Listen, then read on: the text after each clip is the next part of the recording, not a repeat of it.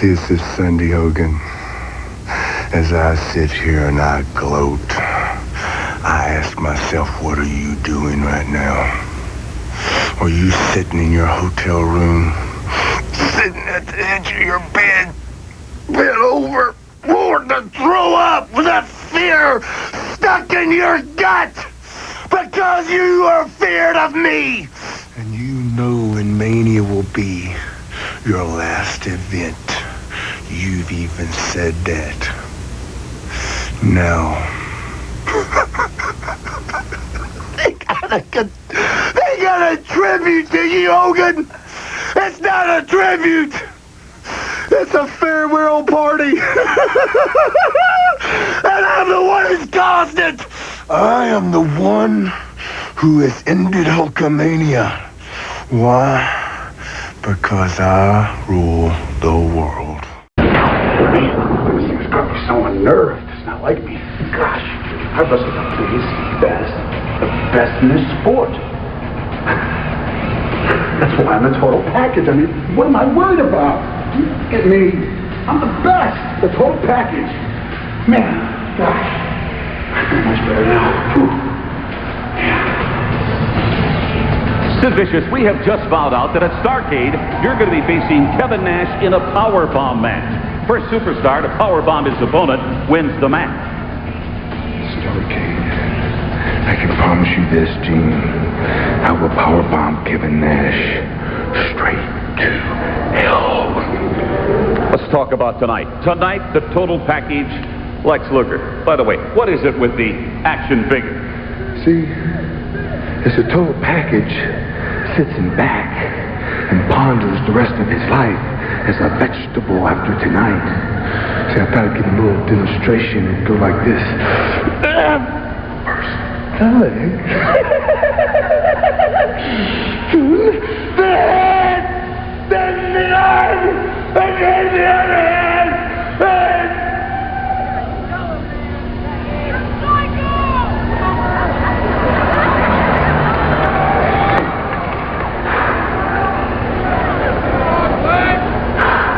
Yeah, I need a cab at the Expo Center right now. 15 minutes, I need it now! The suspense continues to build. And that is exactly what I have done. I have talked about it for weeks, and tonight, folks, is the night. Ladies and gentlemen, the new bodyguard of the Heartbreak Kid, the big, the bad, the vicious Sid! What? Oh, yeah! Sid! Oh! Unbelievable! It is him! I can't believe it! I can't believe it! I didn't think he talks to anybody. I didn't think anybody talked to him. This guy's a psycho. He's a nut. He's a lunatic.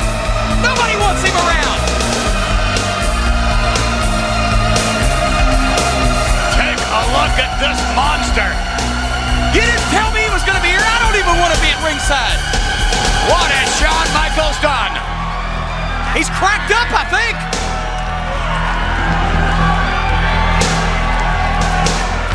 Kingfish, if seeing is believing, the eyes of every superstar in the World Wrestling Federation are popping out of their skulls.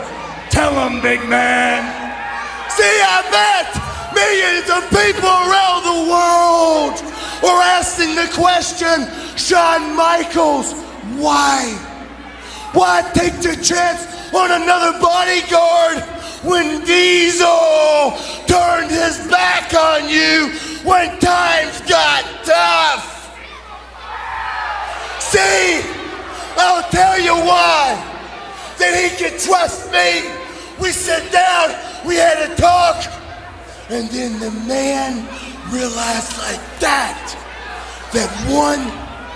Sid, you are a man that has no feelings, no remorse for any living soul.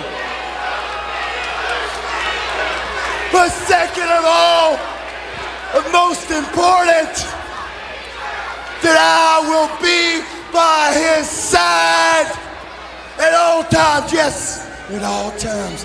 When the times are good. Oh yeah, and when the times are bad. But my promise to him is simple. There will be no bad times.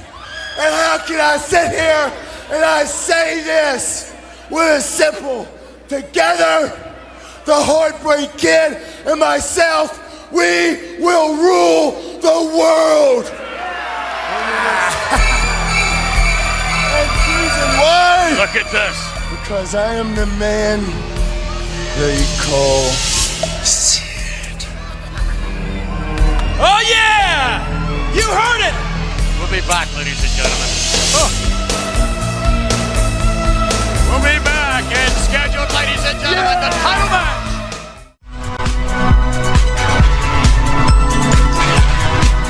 This is the Pro Wrestling Spotlight, presented by Hami Media and the Pro Wrestling Reflection, where we discuss the very best of the best in pro wrestling history. And what's it gonna do when Hulkamania and the largest arms in the world run wild on you? The two soundest wrestlers in the World Wrestling Federation, maybe in the history of the World Wrestling Federation, are right here, right now. Mr. Perfect and the excellence of execution, the Hitman. WrestleMania weekend isn't complete without the Heartbreak Kid, and he is on his way. He put hard times on Dusty Rhodes and his family. They think they got the answers. I change the question. You will rest in peace. Get used to it in Ric Flair. Who you're looking at, the man.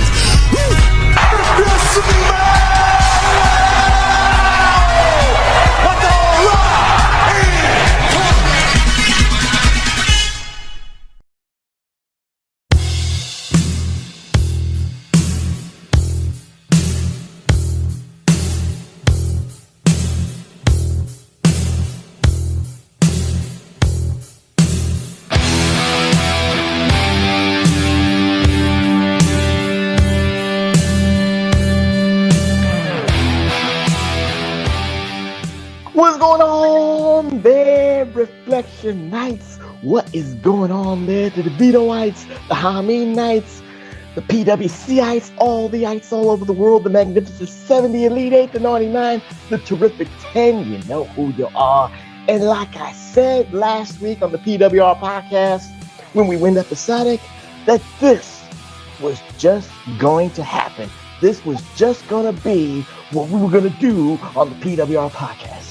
I said we we're going to do a spotlight. I said we were going to celebrate the life. I said we were going to celebrate the legacy. I said we were going to celebrate the life and times of the man named Sid Eudy. The man you know as Sid Eudy. The Eudy. man known as Sid Vicious. The man known as Sid Justice. The man known as Sycho Sid. The man who was known as Sid Steel. The man who was known as the Vicious Warrior, the man that was known as Lord Humongous. I'm giving all those names from the wrestling realm, but his government name was Sid Eudy, or Eudy. as I talked to his son. He said Eudy. It's fine. Eudy is fine. So it is what it is. So if his son says Eudy, I say Eudy. Tomato, tomato. But anyway, we are going to pay homage to Sid Eudy, aka Sid Vicious, here at PWR Podcast at the Hami Media Group at podbeam.com. And if you don't know me, what the hell have you been for the last 8 years? I am the most effervescent one. I am the most, studious one. I am the most affluent one. But most importantly, I am the glorious one. The only objective man in this IWC, YWC, probationary, PWC punditry. The only objective man in this political hemisphere. The only objective man in this Twitter sphere. The Professor Chabebe Cruz. And I'm here alone. No. Because it is football season, we're getting started. Everybody is, getting their fantasy football teams going arise. Everybody's getting their football bets of who's going to win the Super Bowl this year coming up. He's wearing his 49ers jersey. I don't know why he rocks 49ers when he's a Detroit man. But anyway, neither here nor there. He's the conservative liberal liberal conservative, dum-dum deranged zone, the Iron Stomach one, Mr. Wonderful, Dr. Freakenstein, and the Detroit Rock City Universal Heavyweight Champion of the world. Yee! Tommy Wonder, how you doing, my friend? I'm doing, and you want to know why I cheer for the Niners? It's because when I was a wee lad of 9 years old, 49ers won the Super Bowl in Detroit, and I got to pick the team. I picked the red team. They won the Super Bowl, and they won me $10 as a 9-year-old. And I bought a glue model. Remember the model kits snap together? I had that, but I went on and I finally bought a glue model with that. Might have been $20. But anyways, that was in 1982. And then in 1984, 85, when I started watching football on purpose, because I was a kid, I wasn't watching that shit on purpose then, I was cheering for the wrong team. I was cheering for the Chiefs because I saw red. And then one day I saw Jerry Rice and Joe Montana. I'm like, wait a minute. Those are the dudes that I saw. And from that point on, the Niners game was always the 4 o'clock game. They're back to kind of being that again. You know, the Lions would play 1-4, and then the Niners would play 4-7. And it was I didn't even know the Lions had a team until I was already watching the Niners, and then I saw the Lions in a replay or something. Jesus Christ! But you know, I heard of the Michigan Panthers. That was it. Which they're back too. So no, but when you're young, you know, your parents always kind of like not brainwash you, but they always kind of like give you that influence of who to cheer for. Just like when I was younger, I was influenced to, you know, cheer for the Yankees, but then I'm a Yankee man through and through. Even though I was from Queens originally, people said, why didn't you cheer for the Mets? I just like the Yankees. I can't help it. It is what it is. In football, never really had that affinity for, well, since really there hasn't been a New York team officially, New York City. I know you're going to say Buffalo is New York, but, you know, it's not the same when you're in this tri-state area, TW. But do they actually play in Jersey? Yeah, they play in Jersey. I didn't know that. They have been playing in Secaucus, New Jersey for the last 40 years. Wow. The Jets and the Giants. So, you know, they did play in New York. I forgot. I think they played in Shea Stadium and Yankee Stadium, but then they kind of shifted back and forth, and then it just got too much. And then East Rutherford, New Jersey just said, come on home. But they never called themselves the New Jersey Giants or Jets, which made no goddamn sense. Wasn't the XFL or one of them the New Jersey, New York was the name of the team? New York, New Jersey Generals, if I remember correctly. But, you know, it is what it is. But, again, football season starts. Fantasy football season starts. So, TW, you got your Brock Purdy as your first quarterback? I do have Brock Purdy as my second quarterback after pretty sure I had C.J. Stroud as my starter and then Purdy's my backup in my first league. In my other league, I finally did it. I drafted a quarterback earlier than I ever do.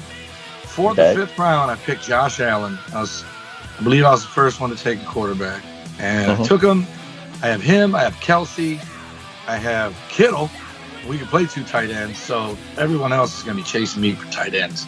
But my receivers are a little thin. I call them team second receiver. I got J-Mo from the Lions, which is good because they're number 3 offense in the league last year.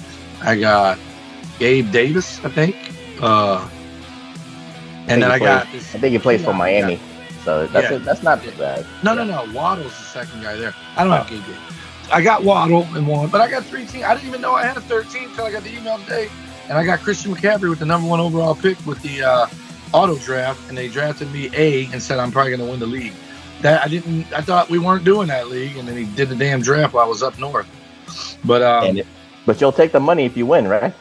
Yeah, it's like $50 and you win like $150, $200. I don't know. Maybe even more than that. I don't know. What's 50 times 10? 500.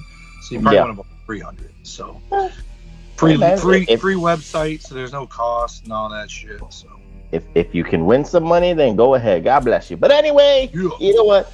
This is now will be not therapy for the people that really it hurt TW last week. It hurt TW when Sid Eudy passed away. Eudy, he passed away fighting his battles with cancer. We're not going to go into that right now, but I promised TW, I promised the Reflection we were going to do a proper send-off, a proper celebration. So TW, with that being said, we are going to celebrate the life and legacy of Sid Vicious. So before, we're going to do it freestyle, Reflectionites, but I'm going to try to do it chronologically because I got some info and all that stuff. But before that, I'm going to start with TW first. I want you to have that proper soliloquy. Don't give out matches just yet. I just want you to talk about the man, the myth, the legend himself, Sid Vicious. What did that man, that 6'9", 310, maybe 320-pound dude, mean to TW in the lexicon of professional wrestling, in your fandom of professional wrestling, and actually in the sport that you and Sid Vicious celebrated together and worked together? Maybe you passed by each other a time or two in professional wrestling. Nah. So for me, my Mount Rushmore is a combination of my two guys that, as a fan, I just loved watching them. Like, I didn't care how good they were. I didn't care how, polished they were. They were, to me, larger than life. They were fucking must watch. And that's the Ultimate Warrior and Sting. And then the other two are the guys that I wanted to be. The guys that I think are the best to ever do it, which is Shawn and Brett. And then if you split those, and if I had to make a Mount Rushmore of the best to ever do it, it changes, right? And then if I made a Mount Rushmore of guys I was just a fan of, regardless of anything, the best to ever do it, it's a revolving door. It's Brett, Shawn, and then I'm probably putting Austin on there, and then Mr. Perfect. That's probably my 4 there, right? Okay. But I could also throw Kurt Angle on there. I could throw Macho Man on there. I could throw a lot of other guys on there, but those 4. Then the 4 the other way, which just a fan of them. Obviously, one of them is Lex Luger, and the other is Sid.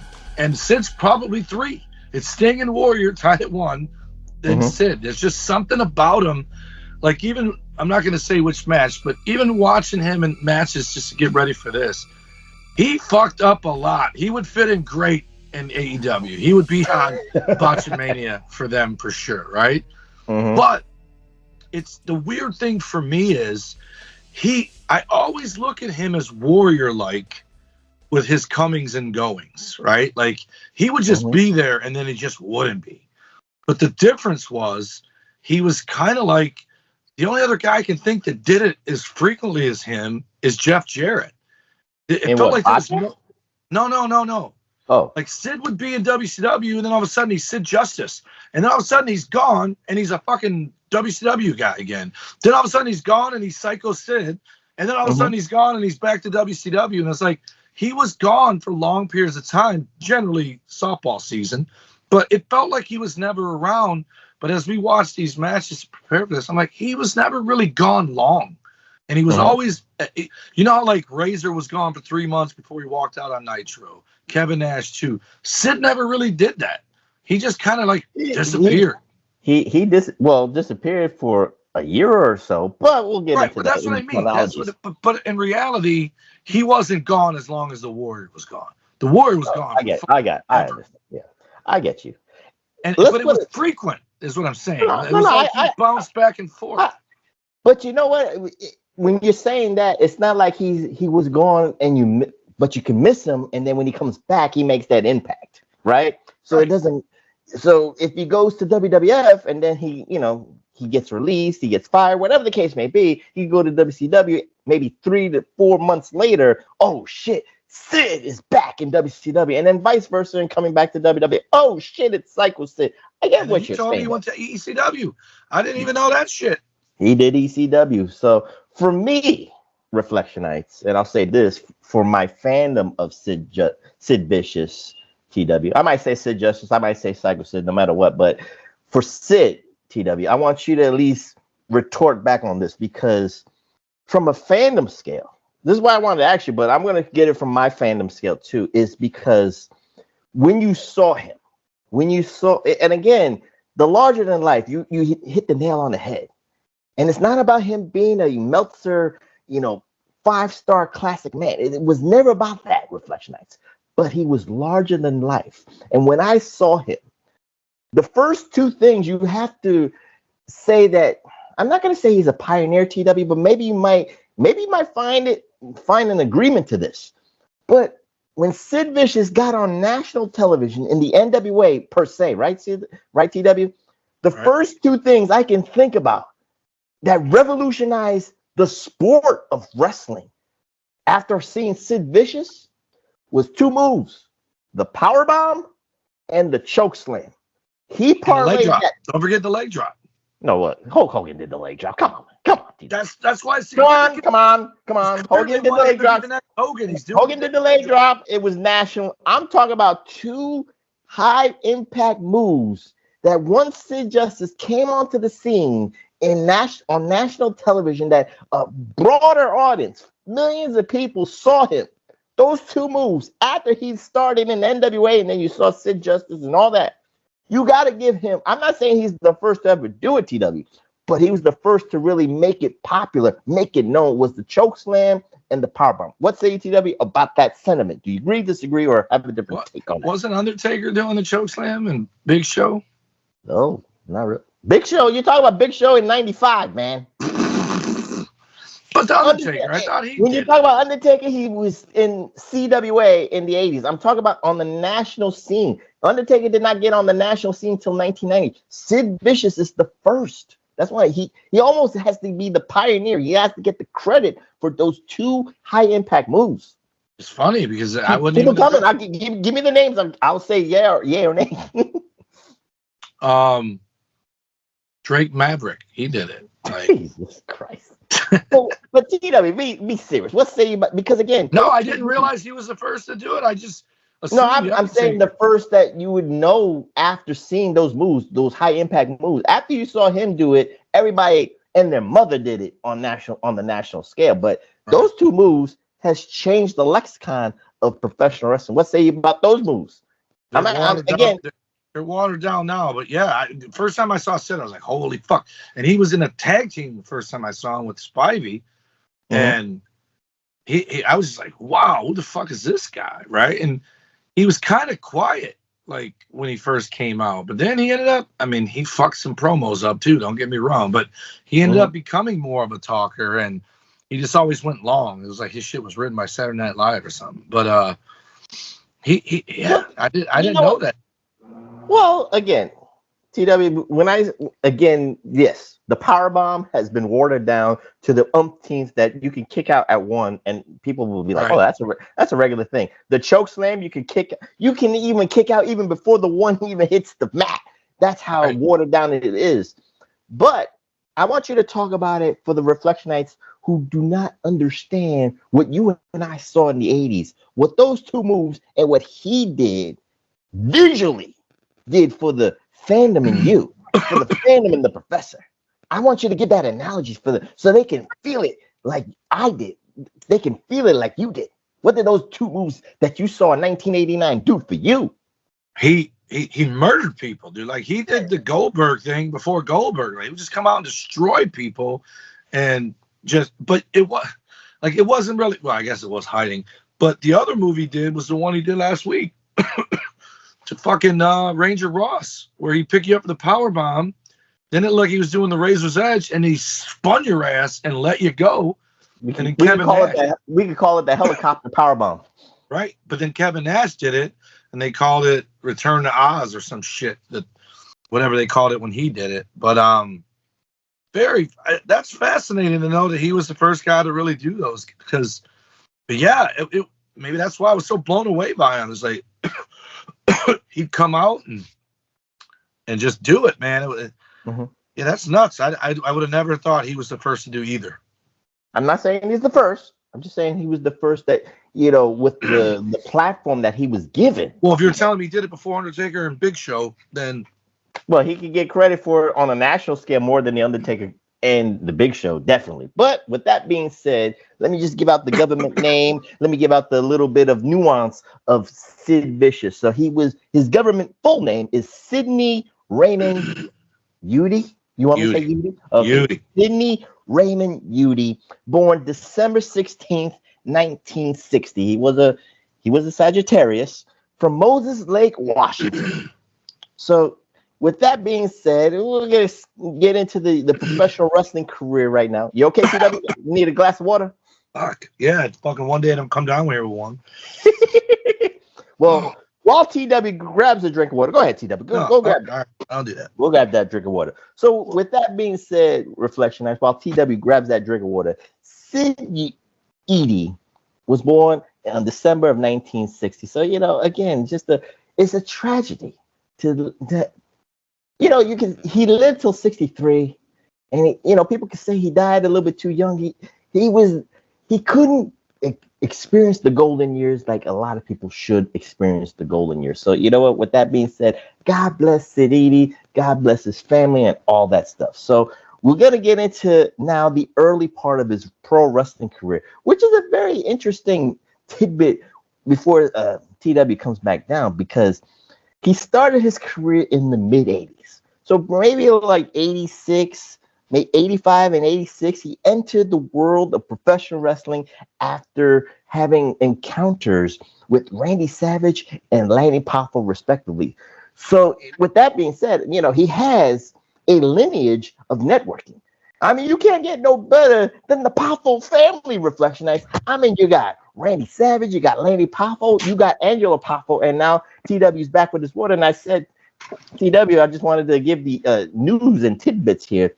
Sid Vicious entered the professional wrestling world after meeting the Poffo family, Randy, Lanny, and Angelo Poffo. So that's a big networking gig right there, if you will. If he, it's not what you know, it's who you know. That's what I'm going to say right there. And knowing the Poffos to get into the game of professional wrestling is a good thing. What say TW about knowing that? I didn't even know that tidbit. So that's good networking right there. That's probably how he ended up in Memphis then, eh?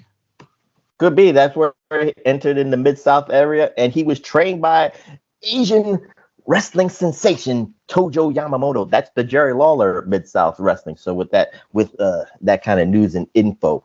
So TW, I don't know a lot in the Mid-South area except that his claim to fame was donning the Jason hockey mask. So his first kind of break into not break, but his first big break in the world of professional wrestling, where the Aftermaths noticed him, where people were saying this guy has untapped potential. If you will, Reflection Nights, was the character that I'm not saying he created. It probably was created by Jerry Lawler, Jared, or something like that. But it was Lord Humongous. So he looked like one of those people from the Mad Max movies. And of course, with Demolition wearing the same garb, again, I don't want to say it's knockoffs, but for the Mid-South hot dog and a handshake kind of, salary, you gotta, do what you will. You gotta get that rented hockey mask, the goalie hockey mask. You gotta get those cheap garbs and spandex and shit like that. Add some like trinkets and shit. But it was something for a 6'9" dude to wear the hockey mask, and the name Lord Humongous, while in hindsight is kind of like hokey, it fit the times. It fit the moniker of what Sid Vicious was trying to be. He was scary as a motherfucker wearing that hockey mask. What say you? I'm not saying. Do you remember the Lord Humongous character in per se TW? I remember the magazines, like seeing them, and I didn't think Jason. I thought Mad Max, right? Because he had more of like the hockey helmet, not the hockey. You know what I mean? Like the hockey mask, but the helmet with it. It wasn't like a face with a bald head behind it. And but I just remember. It's weird because at that age, I wasn't like, oh, he's going to make it to the WWE. I didn't even know that's how it worked. Motherfuckers just showed up there. I'm like, oh, they're here now. I didn't ever sit there and go, I hope the Road Warriors go to WWE. It wasn't until it happened that you were like, fuck yeah. I didn't even know that was allowed. So you just thought whatever. But yeah, I couldn't wait. Like that back then, man, like I said, you and I grew up with that handicap of not being able to watch a lot of this shit where these spoiled ass neckbeards on the internet now can watch anything they want whenever they want, whether they pay for it or steal it. But it wasn't that way, man. You read that magazine and you just had to let your imagination do the damn work because you didn't really know how good they were, how bad they were, And again, I still stick by this. Other than when Sid telegraphed shit by talking, I think when a match has a botch in it, it makes it look real. As long as they don't try to do the move again the exact same way. It looks like, oh, you went for a big move there and it didn't land, And sometimes the commentators will say that. So I think for me at that age to see Sid in that humongous gear. Even if I would have got to see him, I've still to this day I've never seen him in a match. I don't think as Lord Humongous, unless we reviewed some old shit and I just don't remember it. But no, even if he would have if he would have just botched something, it would have just looked, brutal. You know what I mean? Like, God, that guy got lucky he didn't hit it because he would have killed him. That kind of, it added to the realism to me. It added to the realism, TW, but also we knew, and even Sid probably even knew, is that with the presence that he had and the height, and of course it is the 80s, you had to be a big dude to get noticed. Right. Well, it helps to be a big dude and you get noticed. So he knew it wasn't a question of if Vince was going to call. It wasn't a question of if Crockett or Ted Turner was going to call you. It was a question of when they were going to call. And guess who called first? Ted Turner and WCW, aka NWA. And in 1989, he officially comes into World Championship Wrestling under the tag team moniker of the Skyscrapers with himself and Dangerous Dan Spivey, managed by Theodore R. Long. So TW, with that being said, we talked about this a little bit last week. This was an untapped potential tag team on the rise. They were Goldberg-esque, like you said. They choked the shit out of people in TW. I showed you one of those matches where one of those jobbers said, you know what? I don't believe that you're tough guys. I am not going to sell for you. I'm not going to do anything for you. I forget the name of the jobber that got the shit kicked out of him. But TW, let's talk about this. Let's talk about the Skyscrapers. Let's talk about that tag team. And you know what? They are two bad dudes, but you knew that Sid, like you said last week, had respect for the veteran. He deferred, if you will, Reflectionites, to the leadership and the veteranship. Well, that's not even a word, but the veteran leadership of Dangerous Dan Spivey. So what say you about the Skyscrapers? Yeah, they would go out and murder people. If he wrestled singles, they came out together either way with Teddy Long, and he made it feel like a team.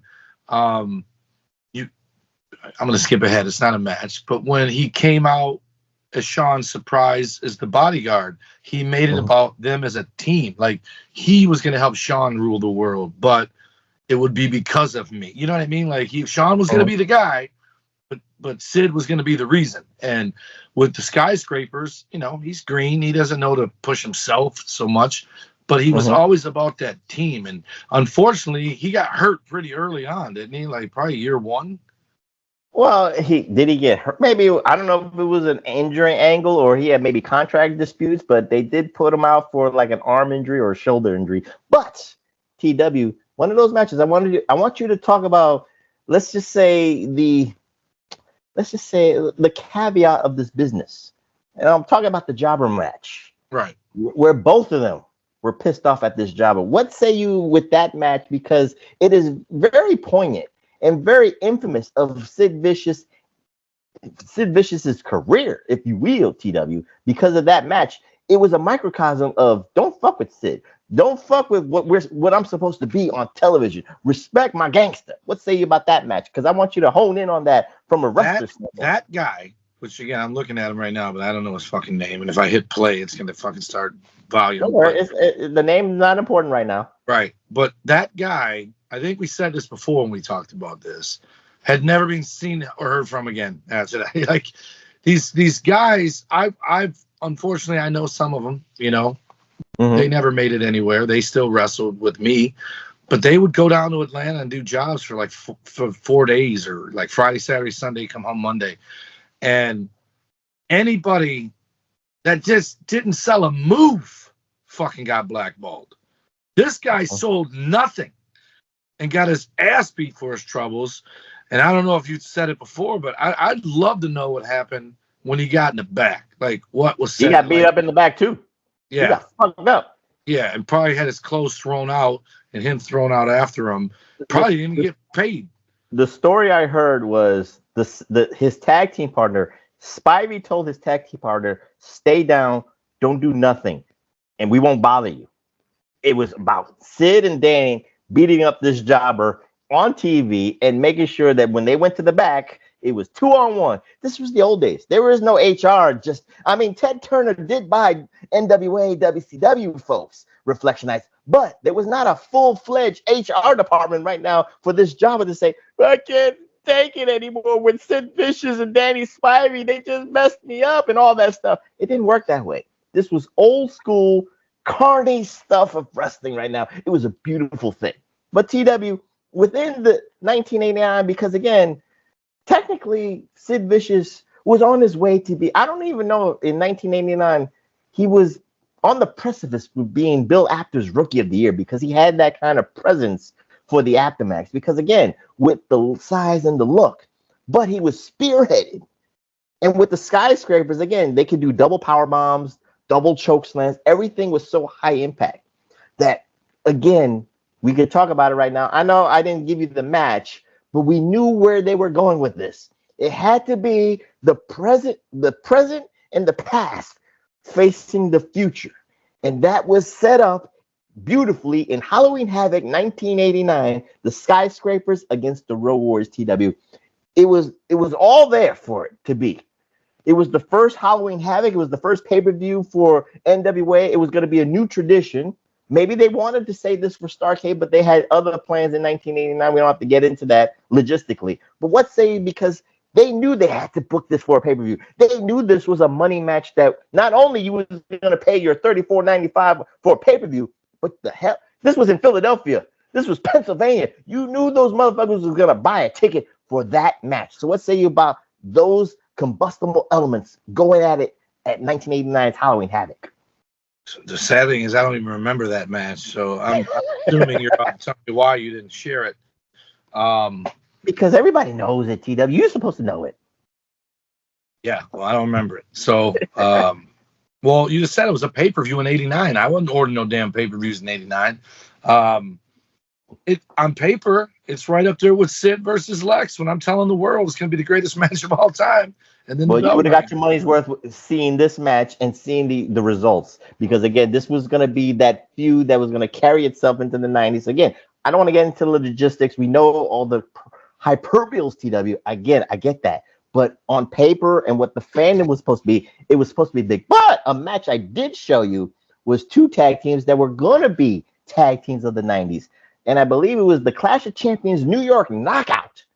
The Skyscrapers against the Steiner Brothers. So TW, with that being said, these are two of the future. The tag team division of the future is looking so good with all these four combustible elements going at it. So I'll give you that. You saw that match, didn't you? I did. And I looked at it. Two things. I didn't remember Scott or Rick Steiner having long ass hair with a curly mullet. And two, I don't know how Scott Steiner is alive. He did a damn backflip while holding Sid up for a fall-away slam and landed on his fucking head and then rotated the rest of the way and then got up and did that Scott Steiner rah-rah. Did you catch that? No, I missed that. He hit Danny Spivey with a Frankensteiner and then got up and scooped Sid up and then did a backflip while holding him. But when he did the flip, he landed on his head and then rotated the rest of the way.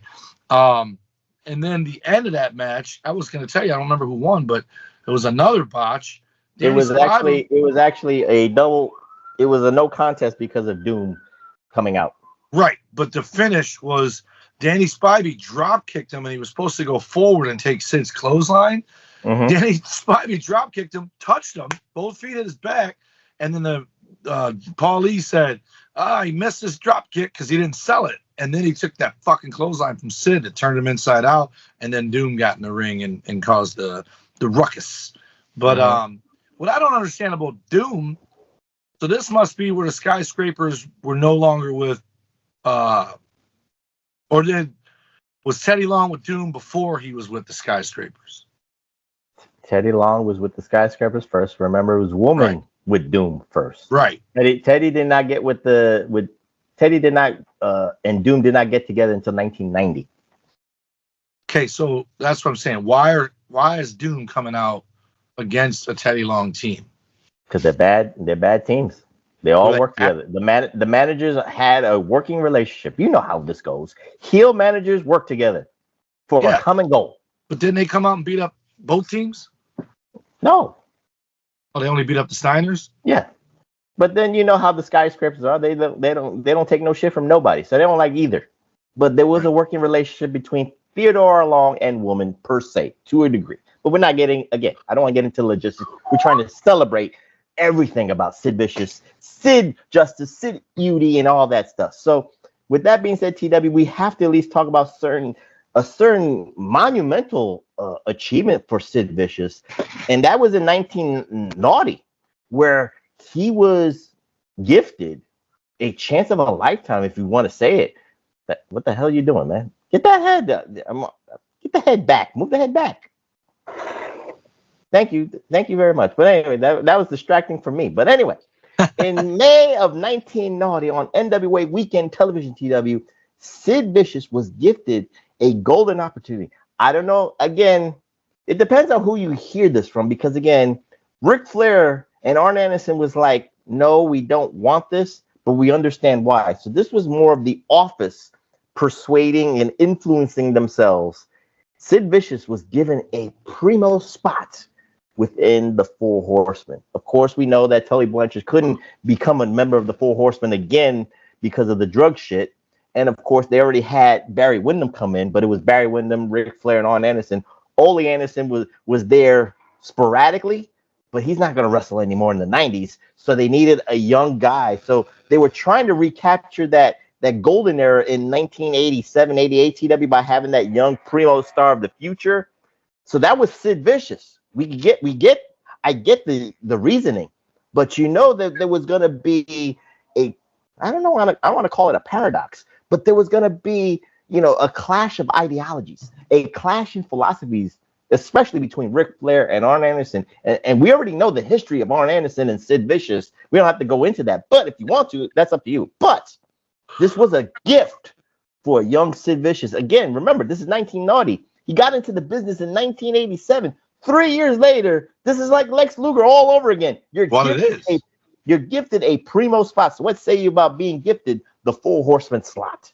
Well, the big problem is, and I didn't know that Arn and Flair didn't want this, but the big problem is the Horsemen lived the gimmick. I don't know if they still were by then, but these guys traveled together. They did everything together. And Sid's, from what I can tell, is a family man. So he ain't no Horseman lifestyle kind of dude. So for him to do that is, man, Luger was all in. Barry Windham was all in. They want to crush ass and take names, and no last names, and no second dates. But Sid, on paper, first of all, it's my second favorite version of the Horsemen. So I don't give a shit what Rick and Arn wanted.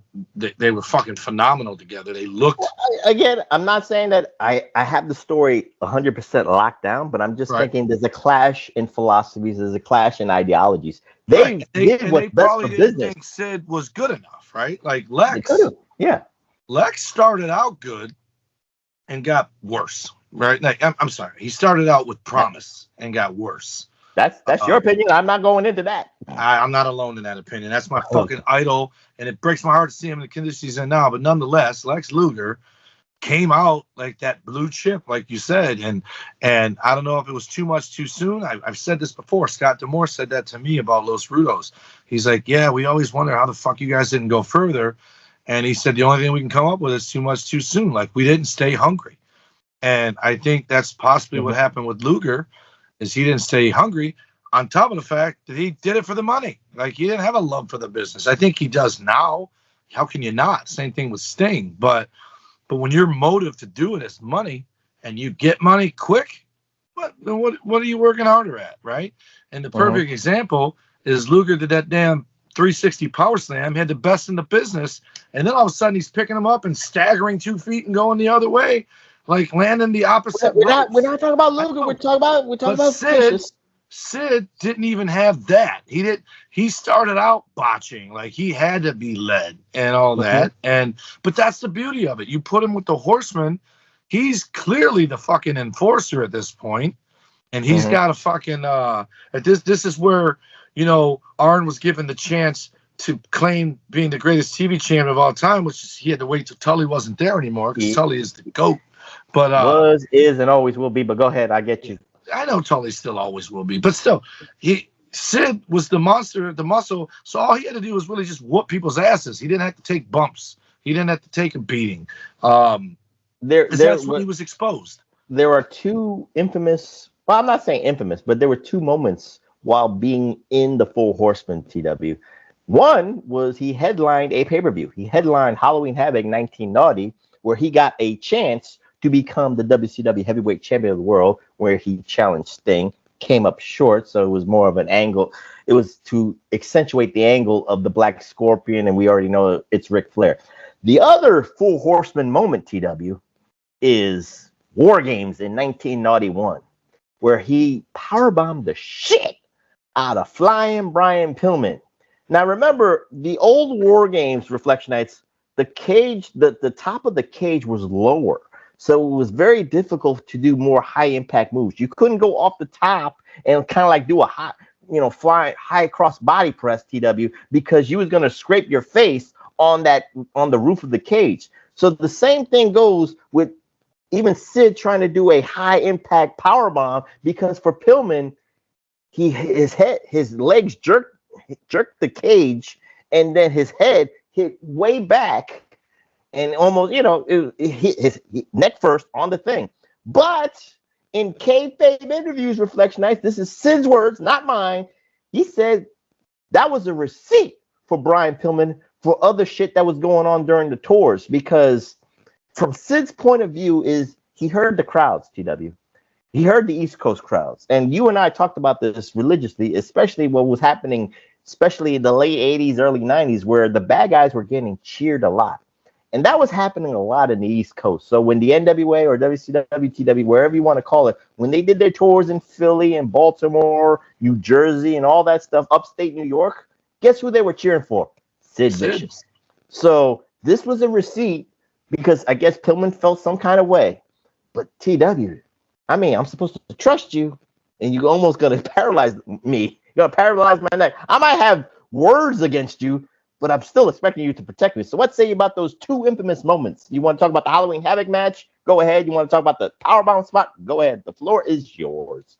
So I think the actual throwing him down was the receipt. I don't think he thought he was going to hit the cage like that, because it's awkward as fuck, and he could have really hurt him, But I first of all, I love Pillman. Pillman, literally was the reason that I thought I could do it, because I was never going to be Lex Luger. I was never going to be Sid Vicious. I saw Pillman. I'm like, that dude's my height. He looks like Lex Luger at my height, so I could do that. You'd think that would have made me go to the gym, but it didn't. But he inspired me. But that said, I have heard terrible shit about Pillman and what he did to job guys. And I've said it a million times on here. The reason I never went down to Atlanta to do jobs is because I made Pillman look like Sid. Because I was a little fucking skinny dude, right? Like, I was 6 foot, but I was a $180, $190. And Pillman was 6 foot, 6'1" and 220. He probably was legit only 210 tops. I used to say I wrestled at 207 when I was 180 something. But Pillman did two things that people fucking hated. I say this a million times. I don't know if I've ever even said it on this show, but I say it every time I'm somewhere and it happens. The realest move in pro wrestling is the fucking chop. It fucking hurts. There's no way for it not to hurt. I was glad I wore shirts because I didn't get the sting on top of the fucking caved-in chest. But you would get your fucking wind knocked out of you. And if it was slapping, and you see it with Gunther, Walter. What the fuck one is he Gunther? When he shot Sheamus, when he fucking does the clubbing on your chest, and you see those red marks and bruises, that shit is real. It's painful. And what does Pillman do? Instead of doing this, he does the overhand fucking Great Khali fucking hand to the sternum, and those hurt more. And then the other thing he did was when he used to slap people in the fucking ear, like across the face. And they lost track of people that he blew the eardrum out of a job guy. Job guy would get his eardrum blown out because Pillman would slap him in the fucking ear, and his wrist and palm would fucking hit it and just fucking ring their bell and fuck him up. And nobody fucking told him to stop. And so when you said it was a receipt, I guarantee you, if it wasn't both, it was one of those things he did to him. Could have been. Like I said, it could have been the crowd reaction that Pillman kind of felt slighted. Could have been the chops. Could have been the eardrum that kind of pissed Sid off. So, like I said, Sid. He probably did the chops to Sid because I can't imagine him slapping Sid like that and Sid not murdering him right there on the spot.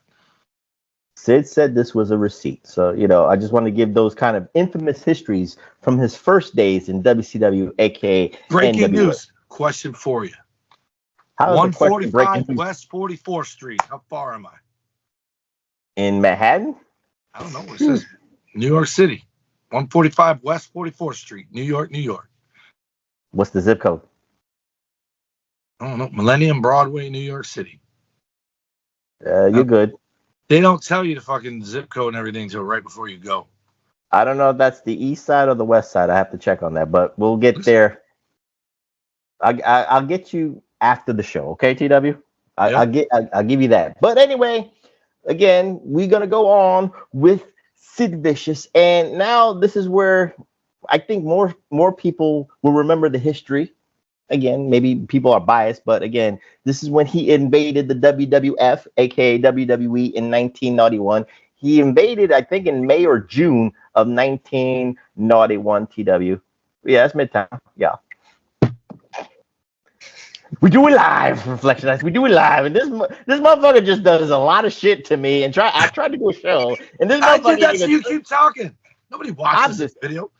I'm just saying. But anyway, neither here nor there. But in 1991, TW, again, this is a coup to get Sid Vicious at the prime age, at the peak age. I don't know what age he was, but this was the peak age in 1991. He's already gotten the rub of the Horseman run. He's already got the rub of working with the Road Warriors and all that stuff. So no one's looking at him as a jobber. No one's looking at him in WWF television as a mid-carder. People are saying that this is a main eventer, and they promoted him like a goddamn main eventer. But again, the name, you know how Vince is. He's a stickler. He wants to own trademarks. He wants to own IP. So Sid Vicious was no more. He had to change his name to Sid Justice. So TW, was you a fan of the name Sid Justice? I know Sycho Sid. I got that. I'm not talking about that. I actually think I like the name Sid Justice better. You do? Yeah. You're one in the minority, I guess. Because I think he changed it. When he was Sid Vicious, he said, I'm Sid Vicious and I rule the world, I think. And then when he was Sid Justice, he said it a different way. He said, I'm the master and the ruler of the world no matter what. That was his quoted trademark no matter what name he used. I remember him not saying both in the beginning. He only said, I'm Sid Vicious and I rule the world or something like that. But, that's what he did. He goes, I'm Sid Justice and Sid Justice rules the world is what he said. Because it made more sense. He's Justice and he makes the rules. And I liked his look better. He had the powder blue. He wasn't that boring ass all black. But I like the Sycho Sid look is my favorite, where he had the vest and we'll get into that, but I want to talk about the impact. I love the name Sid Justice. The name Sid Justice. And I kind of was taken back by him being a babyface, but I love how, again, Vince is so good that, they say about Kurt Angle, they knew he was going to be a bad guy. And they sent him out there with basically the Hulk Hogan gimmick, say your prayers, eat your vitamins or whatever, 3 eyes. And they had him do it. No matter what the crowd did, he did it and did it and did it. And so they finally turned him heel. But it was the plan. This is the conspiracy theory because, again, just like I told you, when he was a heel in NWA, late 80s, early 90s, in NWA territories in the East Coast, he was getting cheered even though he was trying to be the bad guy. So maybe Vince said, you know what? Let's make him into the good guy and turn him heel. So this way we could diffuse the cheering as the heel, because then that would create problems facing the Warrior. That would create problems facing with Hulk Hogan and all that stuff. So with that being said, Reflectionites, his first kind of big debut, forget about the Wrestling Challenge and the Superstars of Wrestling, because those are squash matches. They lasted basically like a Mike Tyson fight back then, 90 seconds. So it doesn't matter. But his first, you and one of them dudes in your DMs. But yeah. Talk about dudes and DMs. You got the DMs with a dude right now. Talking about Airbnbs. But again, neither here nor there. But let me go on right now with the show. But the first high-profile moment for Sid Justice, TW, was SummerSlam 1991, Madison Square Garden, where he was the special guest referee. It was Hogan and the Warrior against Slaughter, Iron Sheik, and General Adnan. I'm not talking about the match, TW. I'm just talking about when you have three main eventers on the good guy side, where it's Sid Justice, Hulk Hogan, and Ultimate Warrior. That's hierarchy. That's pillars. That's money right there. So let's say, because he is not, I'm going to say the word again. I don't want to repeat myself, but sometimes I have to. He's gifted a primo spot being the referee in the main event of SummerSlam 1991. Let's say about that. It was all done well. Like they call him Sid Justice, and who better than to be the referee than the guy that believes in justice? All part of this ultimate fucking heel turn eventually anyway. But I always felt like the crowd just didn't take to him, because that kind of shit did happen back then. Guy would be super over in Atlanta, come up to New York, and people just didn't give a fuck. I can guarantee you this, and this is no trolling. He was over. I know. The Royal Rumble's proof of that. They fucking had to drown out Hogan's fucking booze in his cheers. Oh, wait. Since you mentioned that, we can go into that too, because again, where Sid Justice was going was 1992 Royal Rumble Reflection Nights, and I said this last week. This was the ultimate con job via Vince McMahon, via Hulk Hogan, via the politicking. But TW, you've said it so many times that Hulk Hogan was the ultimate heel, even though he was the good guy. He eye-raked you, he back-scratched you. He did heel moves, and people cheered for it. But this was one heel move that people in Albany, New York, in Royal Rumble 1992, because again, they were trying to crown a new undisputed heavyweight champion, because the title was on the line. The final three was Justice, Hogan, and Flair. Hogan got eliminated by Justice. Everybody went crazy because it was like, oh shit, the new man of the 90s. He was almost the Millennium Man Reflection Nights of the 90s, taking out Hulk Hogan, the man of the 80s. So it made all the sense in the world. But Hogan played the ultimate dick, holding his arm, and then Ric Flair coming from behind to become the undisputed champion. But it's not about that, Reflection Nights. It's about the crowd, TW, and you even embarked it yourself. The fans booed the shit out of Hulk Hogan for what he did. It didn't make no sense. Made no fucking sense the way they booked that Royal Rumble ending, because it didn't help nobody. Now I can understand the stuff after.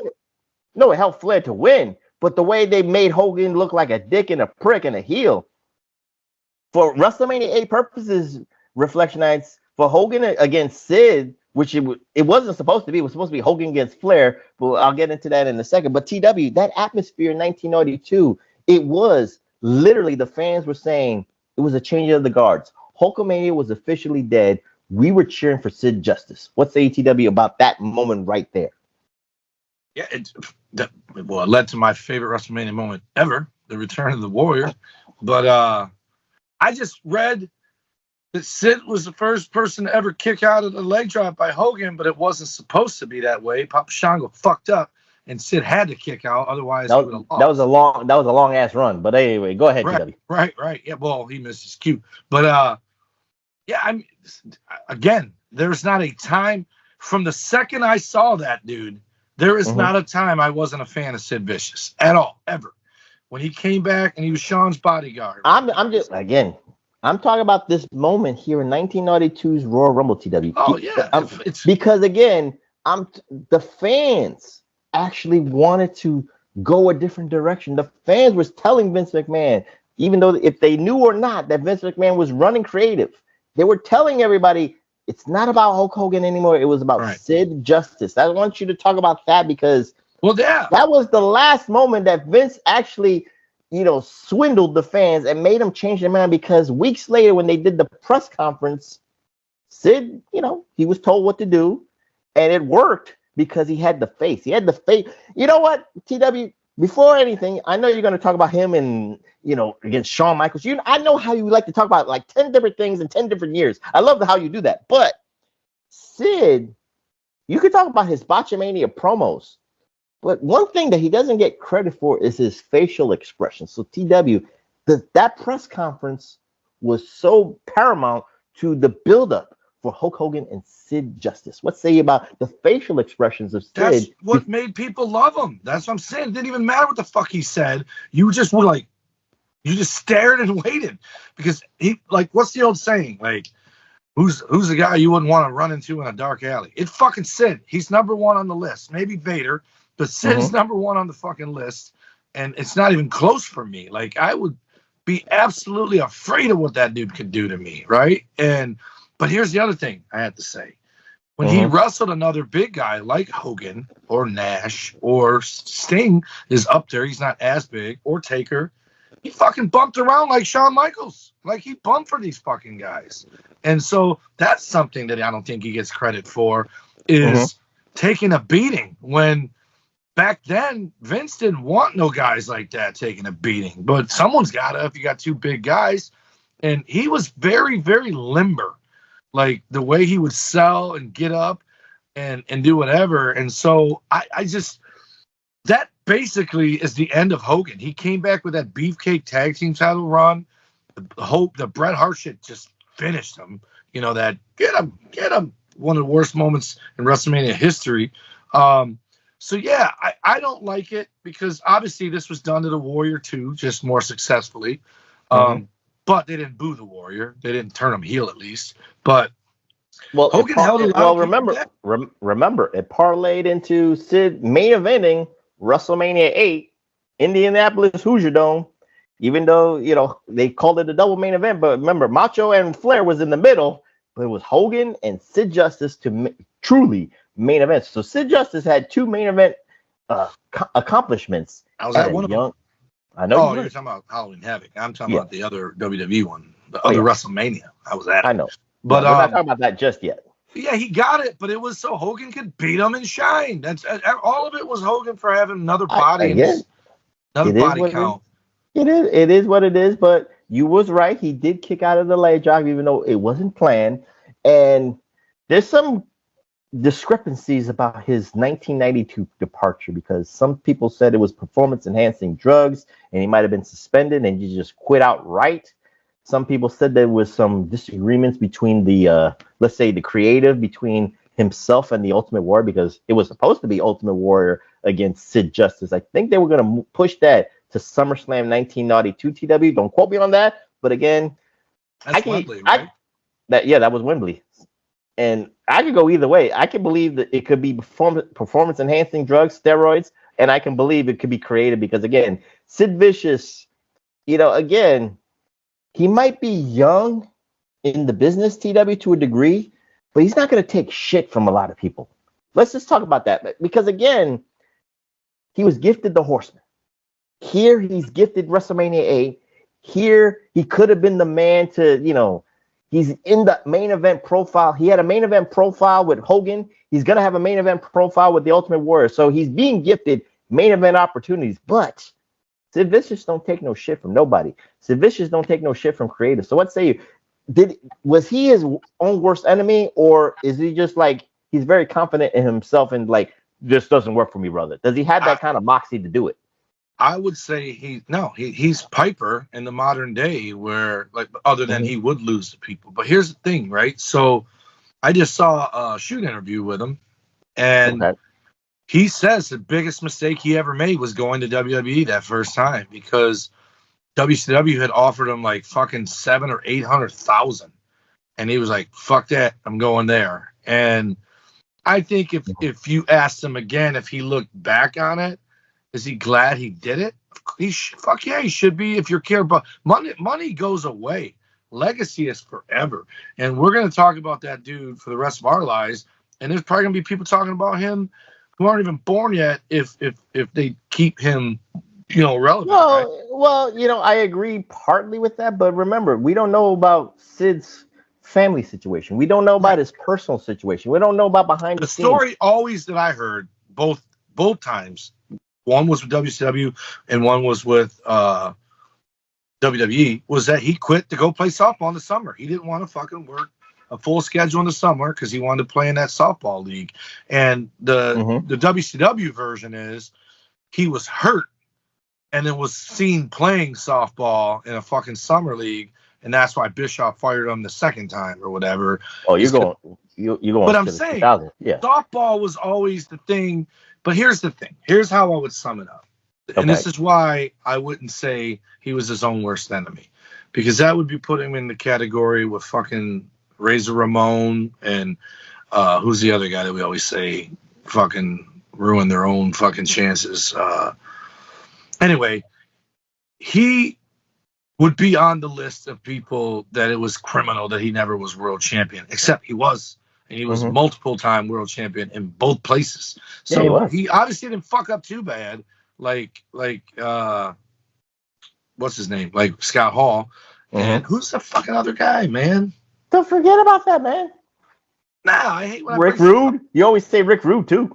Nah, Rick Rude, I don't think he got in his... He did business. I'm talking about guys who just fucking... couldn't stay away from the fucking drugs and the drinking and just ruin their fucking careers. That's like 90% of the people, so don't worry about that. I get I understand. I got a question for you. Go ahead. We always side note it. Is Ken Shamrock on the list of guys who should have been world champion that weren't? That's subjective, but yeah, he should have been. He was over. He was so over, dude. Like, I was there at WrestleMania 13 when he fucking slammed Bret Hart and that place came unglued. But that was piped in noise. That was Goldberg piped in noise. There, but anyway, motherfucker, it was not piped in. I was drunk. mad. But anyway, I was mad at Bret. Anyway, neither here nor there. Let's continue on. Again, we don't know the hyperboles again. When did he come back? He left in '92. When did he come back? Was that when Sean introduced him? Can I give the chronologies first, please? Yeah, you can. Thank you. Got questions, motherfucker. I will answer the question. Maybe you'll answer if I slide in your DMs, because that's where you talk to most of your dudes. Here's your dick pic. Yes, 95 he came back. But anyway. Damn, that long? 3 years? Yeah, because he went back to WCW. Right, in 1993, he came back and he was under the tutelage of Colonel Robert Parker. But, in this run TW, there was two infamous moments. And it was not about a match. It was about the vignettes. Because remember when it was Sid Vicious and Big Van Vader against Sting and Davey Boy Smith? It's not about the match, Reflection. It was about the vignette on the beach, on the boat. The boat. Yes. So TW, what say you about Sid's acting abilities on the vignettes to lead up to that match of matches? Fuck, he's no worse than any of the rest of them. It's not the acting, it's the writing. The writing was fucking Baywatch, dude. It was terrible. Sting and Bulldog looked like idiots on that shit. But it was so the great. Worst promos ever. The worst. They talk shit about the WWE forever. The fucking top 5 worst things ever in wrestling all happened in WCW. Not NWA, WCW. The fucking Hogan and fucking running through the jungle. The fucking mountain fucking fear where Sting's flying helicopters. That fucking boat one. Oz might be the worst of all. And then Shockmaster. 5 of the worst fucking things ever happened there. This is why I love TW so much, Reflectionist, because he parlays a question into 5 different variables, which really gets him on I'm tangent. defending Sid. You asked me what Sid's acting skills. This is not on Sid. This is fucking garbage. God bless him. Kevin Sullivan died. There was Kevin another. Sullivan fucking is to blame for this shit. Can I continue? Yeah. There's another acting moment for Sid Vicious too, and we talked about this on a What If. The Shockmaster moment, because the only one that really kept his cool, didn't really say anything. He just kept to the script. After the Shockmaster busted his ass, Sid Vicious was on cue, he didn't even notice Shockmaster busting his ass. He just kept with the promo. You heard Davey Boy say he busted his ass. You heard Sting say, oh shit. You heard Harlem, he said, oh fuck. Sid Vicious was the only one that kept it together. So he's a professional. There you go. TW, please explain the acting. That's why I said the acting abilities of these 2 infamous moments happened under his watch in WCW lore. You got to give him credit, right? Dude, I still can't get over that fucking boat. First of all, It's fucking wrestling, and we got grand theft fucking larceny or whatever the fuck. We got attempted murder. We got fucking destruction of property. Castle of Fear. White Castle of Fear. That's dumb shit. But, dude, Sid didn't give a fuck. He came out there and just did it. He fucking forgot lines or whatever, but he'd make new shit up. He'd talk in circles. He would burn himself on accident, but he never stopped talking. He kept going. He didn't just go, oh, except for the one famous one. Fuck, can we do that again? We're live, pal. You go on to the future, and I keep telling you about that. We're talking about his promo skills. That's part of it. I get you. And with that being said, I'm just going to kind of abbreviate because in 1994, he was in the USWA, TW. And in 1994, he was the USWA World Heavyweight Champion. So he must have beat Jerry Lawler a couple of times because Jerry Lawler is the 187-time champion, which he has the record, not Ric Flair, not anybody else. But you say that, but it's US right in the fucking front. It says USWA World Heavyweight United Champion. States Wrestling Alliance World Champion. That's just because they call it the United States Wrestling Alliance doesn't mean it's not a World Heavyweight Champion. That's the organization. Yes, it does. World Wrestling Federation. But he's World Championship Wrestling. But he's World Class Wrestling. That's why the AW. Oh no, I got you. Now Ric Flair's the world champion. Thank you, Strong J. But anyway. Who? Yes, Rude was a world champion, world class. Yes, he was.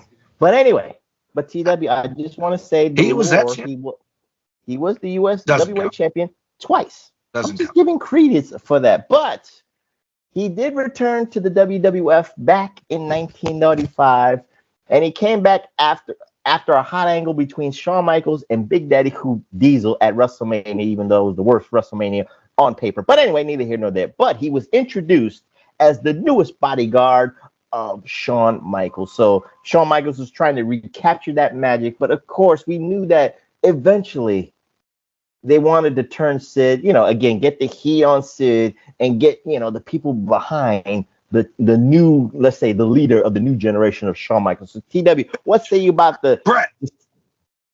Again, I'm telling you what was actually the actual factuals. Vince wanted Shawn Michaels to be the man. I can't help it. If Bret Hart always was given the champion, he was never one. Vince never liked Bret Hart for being the generational leader. He always picked somebody else. He picked Diesel. He picked Shawn Michaels.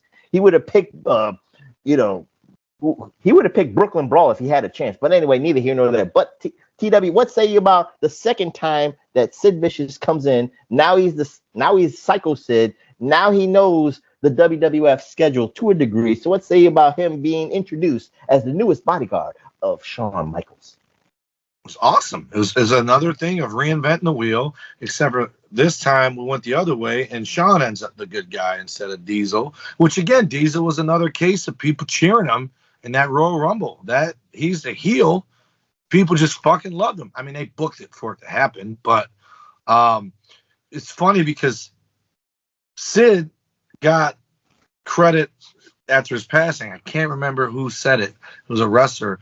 Sid was the guy they give credit to inventing the fist bump, like doing that with the fans. And Kevin Nash stole that shit, saying he's only going to fist bump the people that wear a glove. I'll take your word for it, but then, when I talk about choke slams and power slams, you try to give it to power bombs. You're trying to give me every other band. What about PN News? PN News did the fist bump. Who? PN News. He did the fist bump first. PN News. Who? See, that's what I'm trying to tell you. It's the man with the larger-than-life stature that you will remember being the pioneer of something, Reflectionites. He proves my point. So, TW, within this run, he is a charter member of Money Incorporated. He was a $1 Million Man, Ted DiBiase's guy. But then again, he kind of like this is himself. Again, sometimes it's better that he's not represented by somebody. He's not managed by somebody. He can just do it on his own. Yes, loose cannon. Does.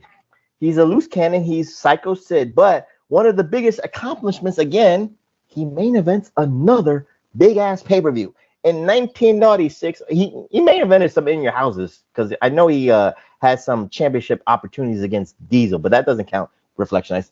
bear with me because, again, we would make this a 5-hour show and not going really chronologically. But anyway, neither here nor there. But we have to kind of like speed it up a little bit, TW. But in 1996, Survivor Series 1996, Madison Square Garden, it's Sycho Sid challenging Shawn Michaels for the WWF Heavyweight Championship of the World, and he wins it for the second time. Again, the New York crowd. This was when people got a little bit tired of Shawn Michaels, got a little bit tired of the HBK, the Click, and all that stuff. And with the, let's say, the dirt sheet readers, TW, and you saw a couple of matches even before this match per se, you kind of saw how Shawn Michaels was a little bit of a dick. It didn't feel genuine that he was embracing the fans because sometimes he acted like a dickhead against Mick Foley. He acted like a dickhead against Van Vader. But again, that's hyperbole.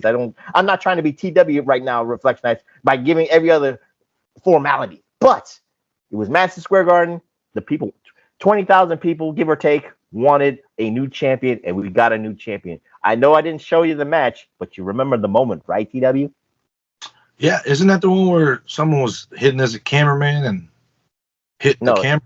The camera, he took the camera and then hit Jose Lothario. That was Shawn Michaels. That was Shawn Michaels' mentor. Yeah. And Shawn, after losing, rolled out of the ring to go help Lothario. Mm-hmm. I was a huge Michaels fan at that point, probably more so than Sid. And I remember thinking, man, no, fuck that. I was already wrestling by then. There's no fucking way. But I sometimes I would watch and think that they made people look stupid. Like Shawn worried about Lothario and he loses is stupid to me. But also, by the way, they were trying to protect Shawn Michaels. Go ahead. I want to say this. I'm going to actually go backwards instead of forward. You do it all the time. So when Barry Windham came in, like you said, he came up short against Sting. He beat Sting, but then Sting comes struggling out with a rope on, and they go, okay, fuck it, start it back over, and then Sting beats him in a small package. That was such a fucking waste. Like, that would have been a good way to get the belt off Sting, put it on Sid, and then Sting get it back. Instead, you said it. They're setting up the Black Scorpion nonsense, which, again, is one of the worst fucking things ever. But what a waste to have Barry Windham cut his hair, to dress like Sting, have the same gear, and have it for nothing. Like, at the very least, let people go home thinking Sting won or lost. And then on fucking WCW Saturday night, say the decision was reversed because they had footage that it was Barry Windham, not Sting. Restart the match, whatever. But it was such a waste of something so cool otherwise. It was pretty fucking awesome. I remember that picture in the you wanted Sid to be the champion after Halloween Havoc 1990? If you're gonna do that, yes. Having Barry Windham dress up as Sting and come out, it's dumb. The Horsemen were notorious for winning because of all the chicanery. That was the ultimate Horseman move, and it fucking was for nothing that night. It was dumb. It could be, but again, that could have been your way to get Sid kicked out of the fucking Horseman the way Luger did, because Luger wanted to wrestle Flair for the belt, and Flair's like, "Fuck you, buddy." Well, that's hindsight booking, but neither here nor there, Reflection. But I felt that way that night, motherfucker. I've always felt that way. I'm just saying, but again, this was Sid's first championship goal in 1996. And again, this was a big accomplishment. Again, we can't deny that. We can't dispute that. Once you're USWA champion, you're just one rung away from being the WWE Heavyweight Champion of the world. You are a made man if you're the USWA Heavyweight Champion. Yeah. So neither here nor there. Because you go from US to world right after that. Do not disrespect the lineage, man. You're the Detroit Rock City Universal Heavyweight Champion. I respect that. Yep. But if you say it's Detroit, I'm city champ. I'm not world. You're the world heavyweight champion, motherfucker. Embrace it. But anyway, TW, we want to talk about your favorite moment because you was there for WrestleMania purposes. You was there, WrestleMania 13, Sycho Sid defending the title. This is when he's a two-time champion by this time. I'm not trying to get into the hyperbole. He beat Brett, but it was a four-way shit. But was Sycho Sid against The Undertaker, WrestleMania 13, 1997. It main evented. You saw a double turn. You could say you saw the infamous Bret Hart double turn that night, on all that stuff. So what say you for, the funny thing about that match, it's not about it being a 5-star classic. Don't get me wrong, TW. But I just didn't feel. I feel it underdelivered. Maybe it was because of Austin and Hart. You could not top what you saw a couple of matches Everyone ago. said that forever. Like they should have didn't take her first, but it's Taker. He's going to close it. It just felt to me a little bit underwhelming. But you was there, so talk about that moment. I don't remember it. I remember You Bret was Hart. I'm saying I don't remember how it ended. I don't remember. I just know that you're just the fatigue after Bret and Austin and everything that was involved in it. It was physical. It was mental gymnastics for a fan. I remember being mad as fuck making Bret look bad because I wanted to be the number one babyface. Even as a wrestler in the business, Bret was still my guy. And then by the time Undertaker and Sid comes out, you're just so done. You know, I can only imagine how a fucking AEW fan feels on match 12. You know, you're just spent. You're just done. I do know how an AEW fan feels because I went and saw fucking whatever that Wednesday show is live, and then they recorded the other one after, and it felt like that shit was never going to end. I left. Okay.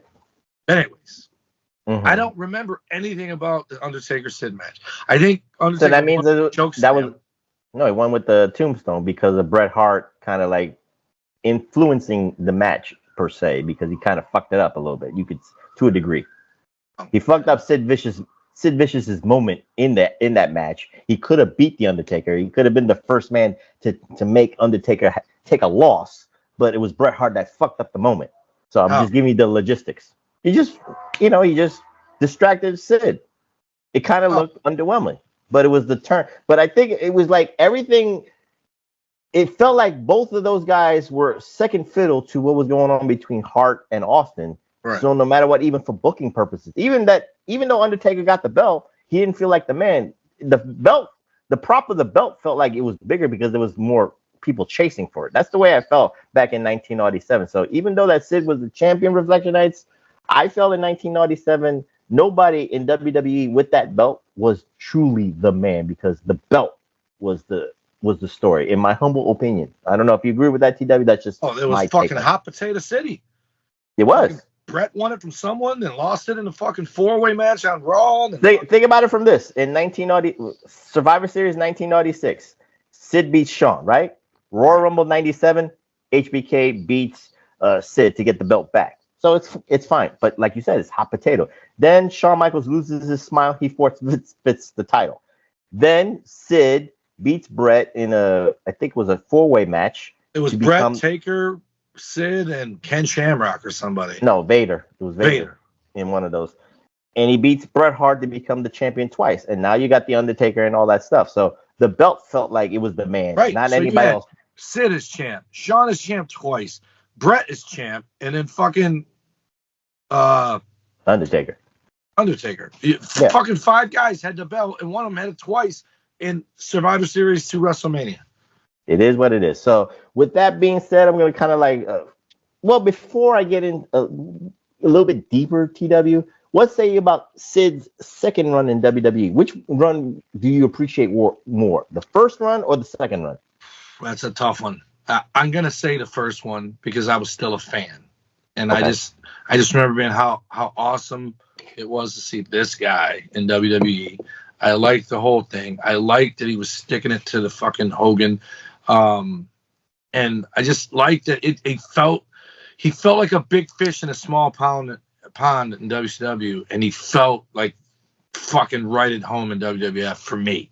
However, you're too much of a brand homer because everything you feel like I'm not, and this is not a dig. This is just it's just my observation of you. WCW was big time too. It's still an ocean. It's the Atlantic Ocean and the Pacific Ocean, respectively. I'm going to tell you why you're wrong. Okay, go ahead. It's got nothing to do with quality or whatever. It's because that ring in WCW, fucking Bret Hart made me feel that way when he got in the fucking WCW ring.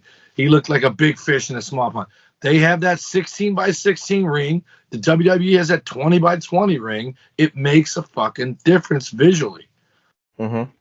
And so Sid didn't get lost in that WWE ring. He looked like he didn't fit in the WCW ring. And Bret looked like a fucking giant in that ring, is my point. Mm-hmm. And again, I'm a much bigger WWE guy when Sid's there in 92 than I am a Well, no, by then I was all in on WCW because I watched the clashes and all that. But I love them both, man. And my favorite promotion of all time is UWF. So fuck you, buddy. I'm just telling you, WWE is it's bigger. It looks. And UWF had a 13x13 ring, so it didn't matter. Yeah, but anyway. Right. It was Savannah Jack's little ass in it. We're going to continue on right now. I'm surprised you liked the first run. I thought you were going to like his second run in WWE better. No. Statistically, the second run's better. Okay. He's all over the fucking place. He's wrestling everybody. It's not being bogged down by just Hogan. He's not someone's second fiddle. I mean, he was Shawn, but it was just a much better run for him the second time. Okay, I'll take you. But as a fan, I enjoy Sid Justice. It was just awesome for me all the way around. Too short, but it was still awesome. I'm not saying you're wrong. Everybody's opinion is subjective. I just wanted to get your perspective on it. Not the professor's perspective, but your perspective. But anyway. Stab him. Why did what? Why did Arn stab him? Well, they just had words between each other. That's all it was. But again, you got a 6'9", 6'10" guy coming at you, and you're gonna get your ass kicked. So I guess Arn had to get the scissors, and whatever will be, will be. Again, those are stories. It depends on who you believe. I think Sid was saying he was being more defensive. Arn thinks he was being defensive. So there's your version, my version, and then there's the truth. We'll never know the truth. Is that during the Horseman days or when he came back? That was when he came back in 93.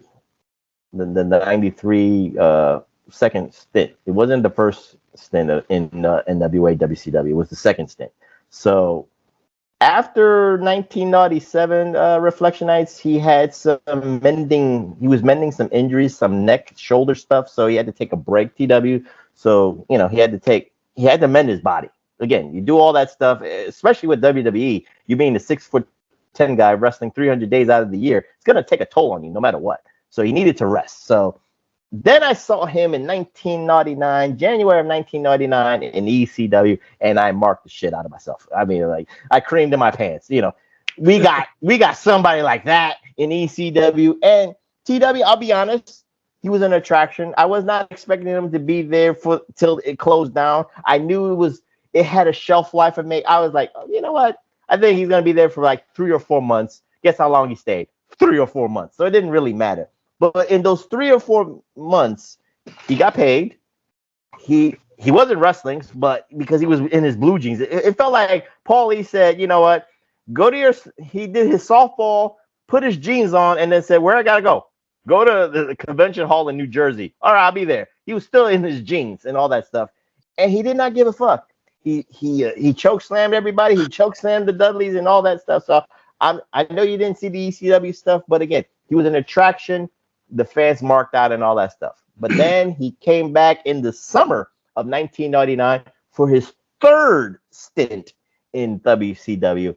And that stint,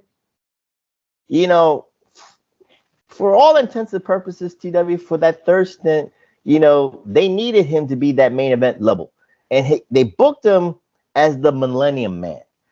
They booked him as a man that could stop Goldberg. Even though that Goldberg was not undefeated anymore, they knew that they had a money match against Bill Goldberg. Now, on paper, and if you played the video games, you and I can make Bill Goldberg against Sid Vicious a 5-star classic. But then they got to get in the ring. It was two guys that could barely lead each other. Even though Sid is a veteran, they were kind of blood feud-ish. I'm not going to say was. But again, for that moment in time, TW, again, it was good on paper, but goddamn. You needed like maybe Dusty Rhodes to be the referee to be like, tell him where to be, where that spot was. You didn't have the right dance partners. But again, to me, on paper was okay. What say you about what could have been between Sid Vicious and Bill Goldberg? This is the bloody match, right? Yeah, you could say it was first blood and all that stuff. I'll tell you this: it wasn't as bad as the Kevin Nash match, but it was ugly, and I feel like I didn't catch where he got cut. But he bled the hard way, but then fucking Goldberg went after that fucking cut. So I'm going to assume he gigged because if I got cut the hard way and you start fucking headbutting me and punching me in my fucking cut, when I already don't know how that motherfucker's going to heal, me and Bill Goldberg would be shoot fighting at that point because Right. He was fucking stiff. And I liked what he did. Goldberg headbutted him on the blood and didn't put his hand in the way like most guys would, because he wanted the blood to be on his head, so it looked like he hit his head. He just did it kind of slow motion, right? I can't remember. How did he lose? How did it end? He didn't. I think it was a referee stoppage because of. Yes. He collapsed, and then Rick Steiner came out, and it made it look like, to this day, I still don't know if Randy Orton versus Brock Lesnar was a shoot. I still don't understand that match. SummerSlam. This kind of felt like that, but on purpose. Let me just say this. Hold your thought for a second. I just want to give logistics as this stat wise, because again, when he came back in WCW the third time, he immediately became the U.S. champion. He immediately became multiple-time world heavyweight champion. We're not really talking about a lot of the feuds and matches, but I just want to give the logistics because, like you said, TW, he's got a pedigree. He was successful everywhere he went. So I just wanted to give that credence. Go ahead, TW. I'm sorry. Yeah, and it's funny. I guess I'll say what I'm going to say now until the end, but yeah, he's just the match could have been worse. I expected it to be worse, to be honest with you, and I expected the Kevin Nash match to be better. But Kevin looked like he didn't know what the fuck he was doing. I know I'm mixing the two together, but Goldberg looked frustrated, but like in a real way. Like, fuck, what do I do? What do I got to do to beat this guy? Because Sid did a kip up at some point with the blood. And so I think they made each other look good, whereas I think him versus Kevin Nash made each other look bad, like not in a good way, like bad. Like people are like, "What the fuck's going on here?" And again, I don't know if the fans Diesel against Sycho Sid in WWE was good, pretty decent. But I guess because you have Vince McMahon telling you what to do and Pat Patterson saying what to do and where to do it. One's bigger than the other. One's larger than life. One's small. But anyways, it's just I didn't hate the Goldberg Sid match. I didn't. I literally thought most way of do it that he bled the hard way until Goldberg started just beating the fuck out of it. Because to me, you're not doing that if it's hard way, because you have no idea where the cut is, let alone what it is. Like, is it a chunk of skin hanging off and you're gonna fucking beat it off of him and he's gonna have a fucking hole in his head? You know what I mean? So I like that Rick Steiner came in. It made it all look real, and that was before the Austin Brett match, right? Or is that after? What are you talking about? In what terms? What year was this? 99. Oh, then fuck yeah. They basically just stole the Austin Brett finish without a submission hold. So, yeah, I don't like that part. I don't like how it ended, but part of me did wonder if Sid was losing too much blood. I can tell you that. Like, he did that fucking kip up, and then when he's doing other moves, he's like staggering around. That's another match where he's bumping like a motherfucker for Goldberg, and it's like I like that about Sid. That your guy that I love for that is Mike Awesome. That dude wrestled like he was fucking 180 pounds. Good offense and defense, like bumping. He did fight like a luchador, but I just want to say when it came to, let's say 99, 2000 ish Sid Vicious. Again, we have to remember the management behind the scenes. Vince Russo comes around. Eric Bischoff's kind of like in and out.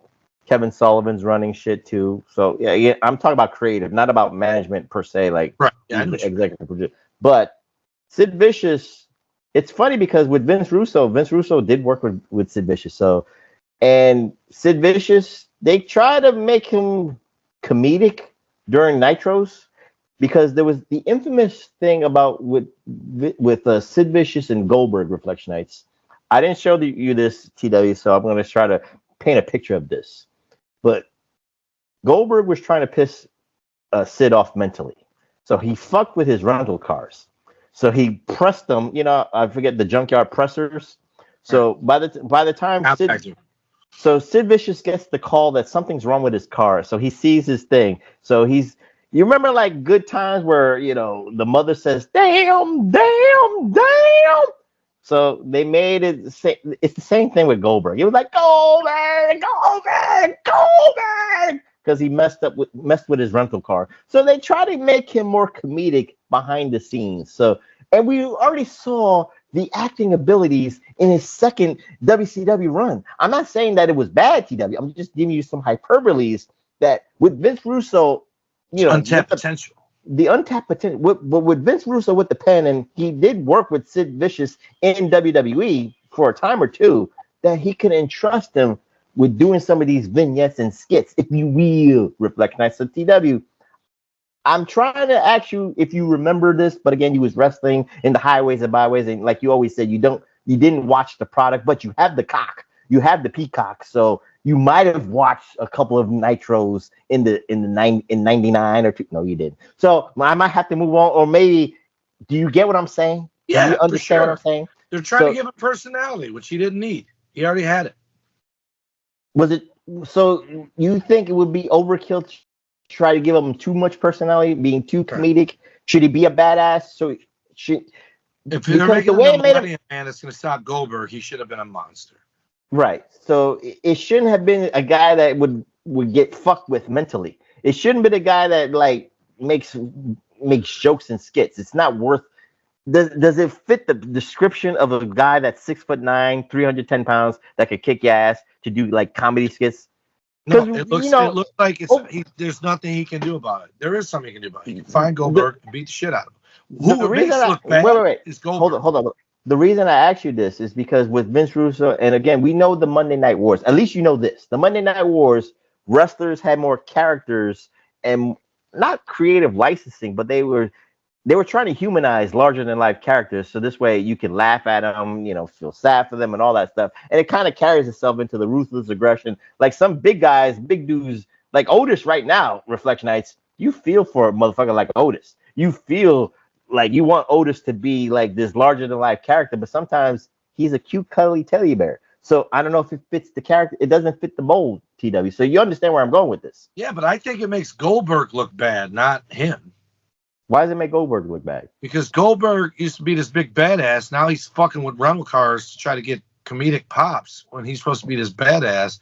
And Sid's getting frustrated just like we would if someone crushed our fucking car. So it's a normal reaction for him to be whatever. But the lines might be corny and cheesy. But Goldberg looks like the little bitch, if you know what I'm saying. Like he's fucking with cars.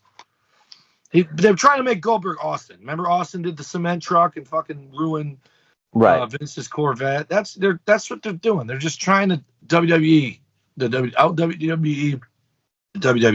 It's just it's bad. There's the reason why I probably haven't watched it. Because if I even tried, I'd probably be like, what the fuck, and turn it off. I know you never saw this, and I didn't really give you the footage for it, but you know the history, so I have to talk about it. It's part of the chronology. In 2001, we have to talk about the pay-per-view where he challenged Scott Steiner for the WCW Heavyweight Championship, and the infamous spot where, if you see it, Reflection Nights, he twists his ankle like this, I don't know why he jumped. I've never remembered him broke sideways like a fucking tree falling. I never remember him really going off the top or even the second rope, even in the 80s. Well, listen to this. Why do you say that? Mm-hmm. Because in one of the matches early on, I think it's against Kevin Nash, he does it against Sean. I think Sean. He runs around the corner and does a double axe handle from the ring apron to the floor. And that's fine. That's more controllable. But again, when you go up the turnbuckles, all bets are off. So I did not understand why he wanted to do this against Scott Steiner. And TW, do you remember this infamous moment? Again, I didn't ask you to watch the match. I didn't see it live, but I've seen it, unfortunately, a fucking few times. I look away. I can't watch it. It's gross. And the fact that he came back from that is insane. But he came. Oh, of course, it mends all. It mends all wounds, if you will, Reflection Nights. But by that time, WCW was out of business, so it didn't matter. So with that being said, I want to put a little bow on a little bit of other stuff, and you can say that he does the indie tours. He did some stuff with Jeff Jarrett in Australia and all that stuff. So I'm not going to give you the hyperboles on that. I remember one of the Raws where it was like kind of like a Legends reunion, Reflection Nights. Who was it? It was Heath Slater. Yep. Heath Slater hated the Legends, and he was fucking with all the Legends. I know Vader came back and powerbombed his ass, and of course he said, "I'm the ruler of the world," and you heard Sycho Sid's music, and he came back. He looked a little bit shorter and all that stuff, but TW, do you remember anything Sid Vicious wise in the 2000s after WCW went out of business? Did you hear any stories about him, or was it just more of the indies doing conventions? That's where he basically just his time made his was money. through. His time was done, and you just hoped he saved his money. But I think he's married. Well, he's passed now, but he was married to his wife. Like, he doesn't have 9 wives. He doesn't have a real lot of dirt underneath all that. He's a guy that made it in pro wrestling for whatever reason. I just think he had a gift for it, and I don't, that fucking leg break. He came back. I thought he made it back to WCW before they were done. No, man, that was January, and they went out of business in March of 2001. You can't recover in 2 months. Okay. Jeez. But yeah, when he came out, he said he looked like a little old man, but he still was. You know what he always reminded me of? Swamp Thing. Like his size and his shape, like the curly hair was like the fucking Swamp Thing. Wait a minute, hold up. You said you listened to one of his kayfabe commentaries, right? Mm-hmm. Anything out of that commentaries that stuck to you that like you want to talk about here before we just kind that, of like put them on everything? That's the only thing I saw was that clip saying the biggest mistake he made was going there, and I disagree. I think he's saying that. How can you disagree what he's saying? Because I think all the stuff that happened after that, what doesn't happen if he turns them down back then. He probably thinks if he would have taken the WCW offer once it was over, they would have signed him for big money. They still weren't doing that. They were never given guaranteed money, until the Monday Night Wars. And then by then he was on WCW side, so he's probably making the money. So he's probably just thinking he made more money in WCW than he did WWF. But the thing is, just remember this: the hustle of Vince McMahon would tell you about opportunity. The hustle of Vince McMahon saying, "If you come to me," because he always used Hulk Hogan. We don't know that. I'm just saying, especially the first time. I'm not talking about the second time, because again, Hulk Hogan was an afterthought. But with Hulk Hogan being on the bill, maybe he thought he was going to get a bigger check than he thought for WrestleMania 8. Maybe he got slighted. He could have just meant he shouldn't have gone that soon. He should have waited. I'm just saying that because I didn't see the whole interview. I just saw that clip where he said the biggest mistake he made. I like you and I like Vince McMahon, but again, there's certain shit. But here's what I'm saying. He's done. Here's what I'm saying. Say he takes the $800,000 from WCW and doesn't go to WWE. Okay. That might have been the only $800,000 he ever made, because he might have just fucking flamed out after that. They might not have wanted him after that, and he might not have got the money there. But that was guaranteed money, because that's what WCW but it was for 1 or 2 or 3 years, is what I'm saying. That might have been it. He might have peaked then. He instead got a 25-year career out of it and bounced back and forth and has an awesome legacy. And the thing that I didn't want to say earlier, though, I'm going to say now, I want to say it earlier, is it's criminal that he's not in the Hall of Fame yet.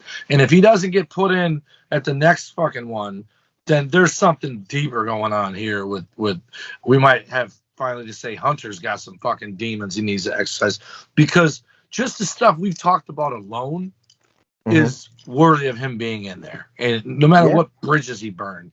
And he beat Brett and Shawn for world titles. I don't think anyone else has done that. They've either beat Brett or Shawn, not both. He won the world title in WCW multiple times. He was a horseman. He was a U.S. champ. He was a fucking tag team champion, I'm sure. He was a tag champion with Shawn, right? No. I swear he had a WWE. That was Shawn and Diesel.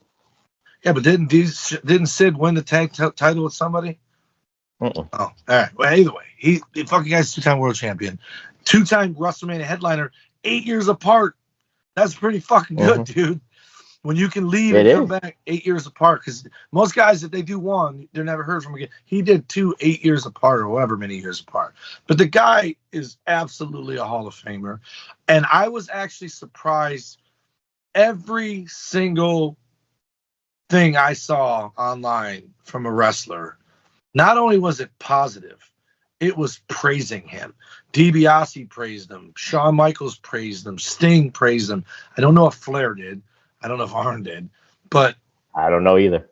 When Warrior died, there were still people talking shit about him. I expected there to be people talking shit about Sid. And I was pleasantly surprised that no one did. Not that I'm happy they did it about fucking Warrior. I fucking think guys that talk shit about Warrior after he died are fucking losers for doing. Or maybe you blocked some people that did talk about Sid and you didn't see it on your algorithm. But it just didn't come across me. Why, you saw some? I'm not saying I don't kind of like be in depth in Twitter like that. So that's just not. No, I'm just telling you. Anything I saw wasn't even on a fucking Twitter. It was someone sharing it, like one of them fucking wrestling fucking sites saying. No, I'm just saying. I don't know. I'm not in depth in that. Stings was probably the one that got me the most. Where he said he was the first and most believable big man in the sport. I loved working with him, and I'll miss him. That was heartfelt. And Sean said something that I thought that's awesome. Like before we started recording tonight, I was like, I wonder.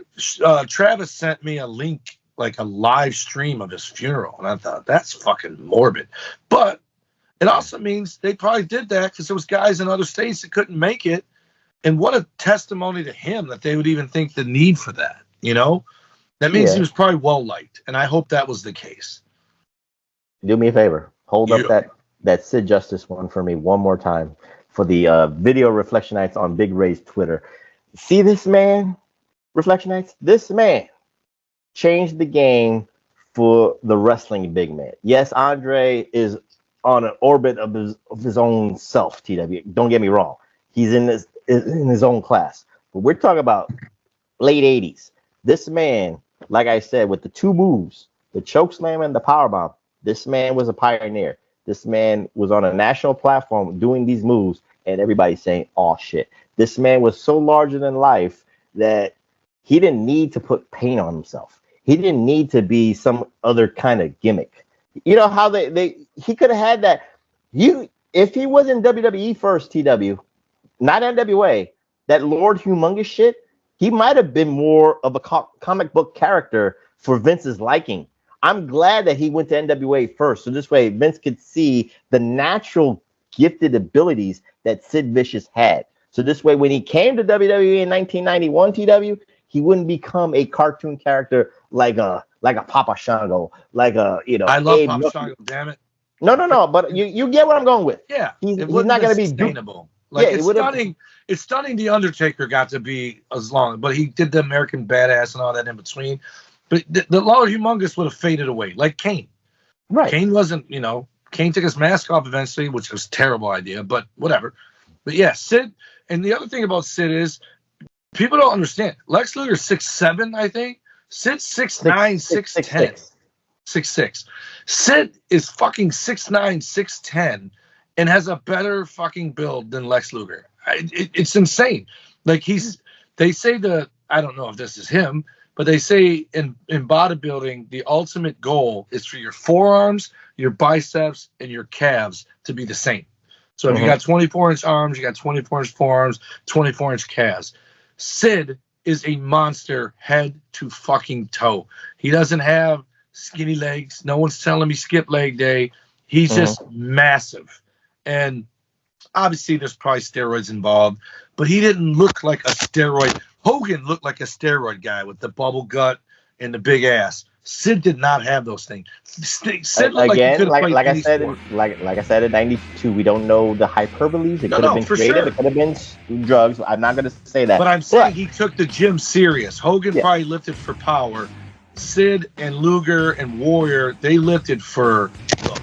They looked like they were going to win a bodybuilding competition.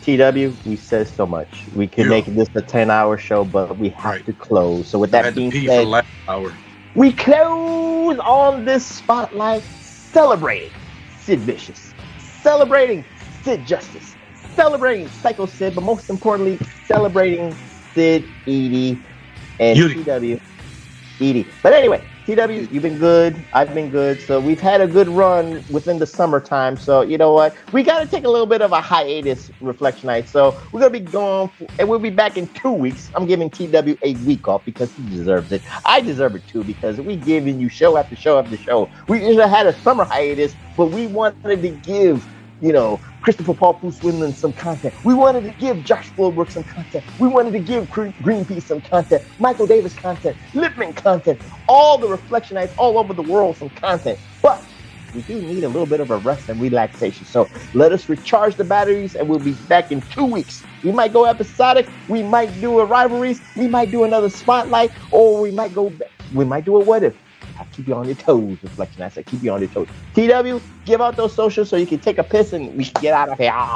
Alrighty, the Pro Wrestling Coalition Network sponsors us at PWC Network at podbean.com/probation.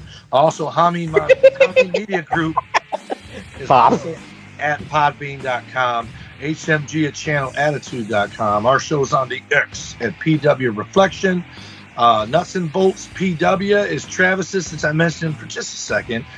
Big Ray Hernandez, you can find him all over the social media world at Big Ray Hernandez, and he's live every Wednesday at the Next Level Podcast on YouTube. Is the Raw review also on Tuesdays live on YouTube as well? Yes. Yes, there. You can find me on Instagram and Twitter, X at TommyWonder19. My other X and TikTok are at the Tommy Wonder. My Snapchat is #Wonder, and Facebook.com/Tommy Wonder. And the dumb doing an idiot might be making videos again soon, and it might be a second idiot.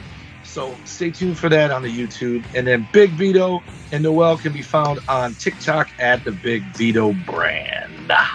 And you can find me on the Xer at PWSOPRF. That's PWSOProf. And if this gets uploaded without those copyright strikes, this will be on the PWSO YouTube networks. Follow my brothers in arms, the king of the reactions, A-Track Brown at the number 8, TRAC Brown, and the man of the Wednesday locker room, Billy Ray Valentine at Obi-Wan You Know Me. Again, we'll be back in 2 weeks. We're going to take a little bit of a week reprieve, get that, recharge our batteries. TW deserves it. I deserve it. So, again, we'll be back in 2 weeks. I don't know what we're going to do, but I'll keep you on your toes. With that being said, rest in peace to Sid Eudy. I'm the professor. Eudy, I'm the professor. That's Mr. Wonderful, Dum Dum Do Eudy Tone, and the World Heavyweight Detroit Rock City Universal Champion. It's still a World Heavyweight Champion, goddammit. No matter where you at on this earth, it's the World Heavyweight Champion. Even though I say it's Detroit Rock City. TW, Tommy Wonder saying good night, and we'll see you next time here on the PWR podcast at the Hami Media Group at podbean.com. I'm the master. And I'm the ruler of the world. Go Lions.